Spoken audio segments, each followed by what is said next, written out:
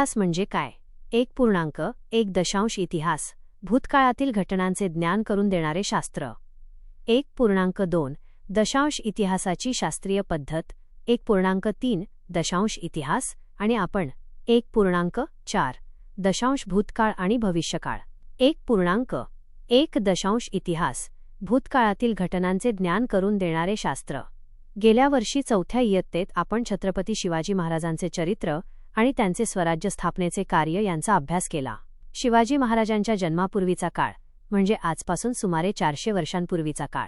यालाच आपण 400 वर्षे जुना किंवा 400 वर्षांपूर्वी होऊन गेलेला काळ असेही म्हणू शकतो. आपण व्यवहाराच्या सोयीसाठी काळाचे वेगवेगळ्या पद्धतीने भाग पाडत असतो. आत्ता, थोड्या वेळापूर्वी, थोड्या वेळानंतर किंवा आज, काल, उद्या किंवा यावर्षी, पुढील वर्षी इत्यादी शब्दप्रयोग करताना आपल्या नकळत आपण मनातल्या मनात काळ मोजत असतो. यामध्ये आत्ता, आज, यावर्षी इत्यादी शब्दांनी लक्षात येणारा काळ म्हणजे वर्तमान काळ. थोड्या वेळापूर्वी, काल, गेल्या वर्षी इत्यादी शब्द भूतकाळ दर्शवतात. थोड्या वेळानंतर, उद्या, पुढील वर्षी इत्यादी शब्दांनी भविष्यकाळ समजतो. निघून गेलेला क्षण हा भूतकाळ असतो. आत्ताचा चालू क्षण हा वर्तमान काळ असतो. भविष्यकाळ हा अजून यायचा असतो.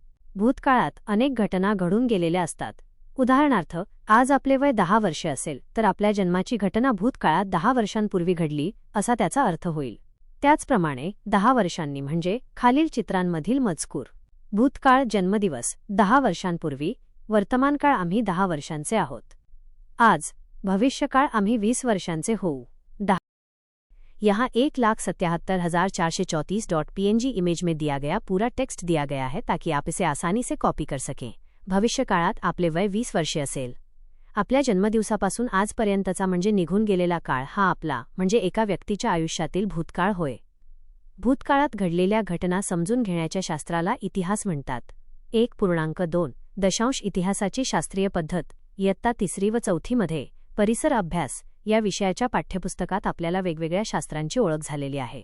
कोणताही पुरावा प्रत्यक्ष प्रयोगांच्या कसोट्यांवर पुन्हा पुन्हा तपासून पाहता येणे हे या सर्व शास्त्रांचे वैशिष्ट्य असते. प्रत्येक पुरावा वेगवेगळ्या कसोट्यांवर तपासून तो विश्वास ठेवण्याजोगा आहे की नाही हे ठरवण्याच्या पद्धतीला शास्त्रीय पद्धत असे म्हणतात. आपल्या जन्मापासूनच्या अनेक गोष्टी आपल्याला माहीत नसतात. असे असले तरी आजी आजोबा, आईवडील इत्यादी माणसे आपल्या लहानपणच्या गमतीच्या गोष्टी सांगत असतात. त्या गोष्टी त्यांच्या आठवणीत असतात. एकाच गोष्टीची आठवण वेगवेगळ्या व्यक्ती सांगतात तेव्हा त्यांच्या सांगण्यात थोडाफार फरक असू शकतो. अशा वेळेस नेमके बरोबर कोणते असा प्रश्न आपल्याला पडतो. नेमके बरोबर कोणते हे ठरवण्यासाठी सांगितलेल्या गेलेल्या गोष्टींची बारकाईने तपासणी करावी लागते. भूतकाळातील घटना पुन्हा जशाच्या तशा घडवून आणण्याचा प्रयोग करणे शक्य नसते. त्यामुळे इतिहास मांडण्याची पद्धत इतर शास्त्रांपेक्षा वेगळी आहे. असे असले तरी त्यातील पुरावा शोधण्यासाठी, तपासण्यासाठी आणि जुळवण्यासाठी शास्त्रीय पद्धतीचाच उपयोग केला जातो. त्यासाठी आवश्यकता असेल तर इतर शास्त्रांची मदत घेतली जाते. हे सर्व विचारात घेऊन इतिहास हे एक शास्त्र आहे असे म्हटले जाते. इतिहास केवळ कल्पनेच्या आधारे लिहिला जात नाही. खालील चित्रांमधील मजकूर. भांडी, नाणी, ताम्रपट, ग्रंथ व हस्तलिखिते इतिहासाची साधने. प्राचीन वस्तू, वास्तू, शिल्पे, भांडी, नाणी, कोरीव लेख, ताम्रपट, ग्रंथ, हस्तलिखिते लोकांच्या स्मरणात असलेल्या कथा, कहाण्या, लोकगीते इत्यादींना इतिहासाची साधने असे म्हणतात. या साधनांचे भौतिक, लिखित आणि मौखिक असे 3 प्रकार असतात. भूतकाळात नेमके काय आणि कसे घडले याचा शोध घेण्यासाठी या साधनांमधून मिळणाऱ्या पुराव्यांच्या खरेखोटेपणाची कसून तपासणी केली जाते. कसोटीला उतरलेल्या पुराव्यांच्या आधारे भूतकाळातील घटना क्रमवार जुळवून इतिहासाची मांडणी केली जाते. ही शास्त्रीय पद्धत होय.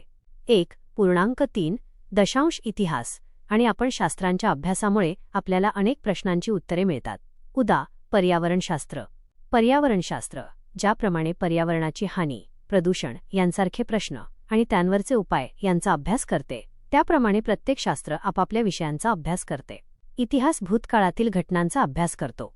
माणसाच्या व्यक्तिगत किंवा सामूहिक कृतींच्या परिणामांतून मानवी समाजाच्या प्रगतीसाठी पोषक किंवा हानिकारक वातावरण निर्माण होत असते. त्याचा परिणाम आपल्या दैनंदिन जीवनावर होत असतो. उदा. एखाद्या गावातील लोक एकजुटीने एकमेकांच्या सहाय्याने जेव्हा सगळी कामे पार पाडतात तेव्हा गावाचा विकास उत्तम रीतीने होतो. परंतु गावातील लोकांमध्ये काही कारणाने एकजूट झाली नाही तर मात्र गावाच्या विकासात अडथळे निर्माण होतात. भूतकाळातील मानवी समाजाचे विचार, कृती आणि कृतींचे परिणाम यांचा शोध घेऊन अनेक प्रश्नांची उत्तरे इतिहास शोधतो. इतिहासाच्या अभ्यासामुळे मानवी समाजाच्या प्रगतीसाठी इष्ट काय अनिष्ट काय यांचा अभ्यास करणे शक्य होते. वर्तमान काळात आपण कसे वागल्याने भविष्यकाळ चांगल्या प्रकारे घडवता येईल हेही इतिहासाच्या अभ्यासातून समजते. भूतकाळात होऊन गेलेल्या थोर व्यक्तींच्या चरित्रांतून स्फूर्ती आणि प्रेरणा मिळवून देण्याचे कार्यही इतिहास करतो. इतिहासामुळे आपली आणि इतर संस्कृती यांच्यात झालेली देवाणघेवाण आणि मानवी संस्कृतीच्या विकासाची वाटचाल समजते. तसेच माणसांच्या जीवनपद्धतीत कसे बदल होत गेले हे सुद्धा समजून घेता येते. प्रत्येक गावाचा, जिल्ह्याचा, राज्याचा, देशाचा स्वतंत्र इतिहास असतो. तसेच पृथ्वीवरील डोंगर, जलाशय, प्राणीसृष्टी, माणूस या सर्वांचा स्वतंत्र इतिहास आहे. प्रत्येक शास्त्राचाही स्वतःचा इतिहास असतो. त्याच्या आधारे मानवी संस्कृतीत महत्त्वाचे बदल घडवून आणणाऱ्या अनेक शास्त्रीय शोधांची आणि ते शोध लावणाऱ्या शास्त्रज्ञांची माहिती आपल्याला मिळते. 1.4 भूतकाळ आणि भविष्यकाळ. भूतकाळ, वर्तमानकाळ आणि भविष्यकाळ हे विविध घटनांच्या अखंड साखळीने जोडलेले असतात. उदा. स्वातंत्र्य मिळवण्यासाठी भारतीयांनी इंग्रज सरकारविरुद्ध लढा दिला ही एक ऐतिहासिक कृती आहे. त्यामुळे 15 ऑगस्ट 1947 रोजी भारत देश स्वतंत्र झाला. असे म्हणता येईल की स्वातंत्र्यप्राप्ती ही घटना स्वातंत्र्य लढा या कृतीचा परिणाम आहे. आपल्या आसपास घडणाऱ्या अनेक घटना अशा पद्धतीने आपण पूर्वी केलेल्या कृतींशी जोडलेल्या असतात. त्यामुळे आपल्याला हेही कळते की पूर्वी केलेल्या म्हणजे भूतकाळातील कृतींवर भविष्यकाळ अवलंबून असतो. इतिहासाच्या अभ्यासातून आपण हे शिकतो. उदा. फार पूर्वीच्या काळी मानवाने आसपासच्या परिसरात उपलब्ध असलेल्या साहित्यातून हत्यारे निर्माण करण्याची कला आत्मसात केली. अग्नीचा वापर कसा करावा हे शिकून घेतले. त्याने पुढे चाकाचा शोध लावला. पुढच्या पिढ्यांनी अशा गोष्टींमध्ये भर घातली. मानवाच्या शारीरिक आणि बौद्धिक विकासाच्या जोडीनेच तंत्रज्ञानही विकसित होत गेले. ही प्रक्रिया अजूनही अखंडपणे सुरूच आहे. भूतकाळातील शोधांच्या आधारानेच पुढचे नवनवीन शोध लावणे शक्य असते. खालील चित्रांमधील मजकूर. भूतकाळातील शोध आणि तंत्रज्ञान. वर्तमान काळातील शोध आणि तंत्रज्ञान.